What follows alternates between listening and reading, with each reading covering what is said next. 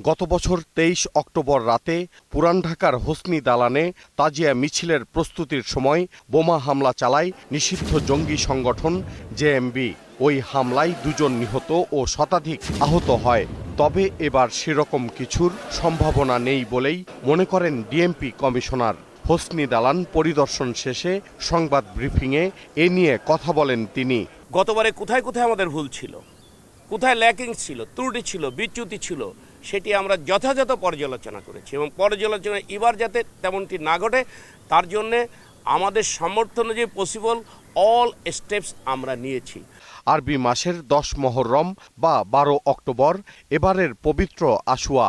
এদিনই বের হবে তাজিয়া মিছিল। এ উপলক্ষে পুরান ঢাকা, ধানমন্ডি সহ রাজধানীর গুরুত্বপূর্ণ সড়ক ও স্থানগুলোতে থাকবে কঠোর নিরাপত্তা, জানান ডিএমপি কমিশনার। হোসনি দালানে আমাদের ৩ স্তরের নিরাপত্তা থাকবে। প্রত্যেকটা ইমামবাড়া আমাদের সিসিটিভি দ্বারা সম্পূর্ণভাবে নিয়ন্ত্রিত থাকবে।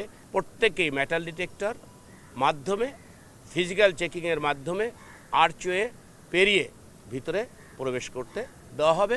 নিরাপত্তার স্বার্থে এবারের তাজিয়া মিছিলে আতশবাজি ও ধারালো অস্ত্র বহন নিষিদ্ধ করা হয়েছে বলেও জানান তিনি। এই তাজিয়া মিছিল কালে কোনো ধরনের পটকা বা আতশবাজি করা যাবে না, কোনো ধরনের ধাতব বস্তু ব্যবহার করা যাবে না। ছুরি, দা, কাঁচি, বল্লম এই জাতীয় কোনো ধারালো অস্ত্র, লেথাল উইপন্স বহন করে কোনো ধরনের কোনো মিছিল করা যাবে না। দীপু সারোয়ার, ২১ টেলিভিশন, ঢাকা।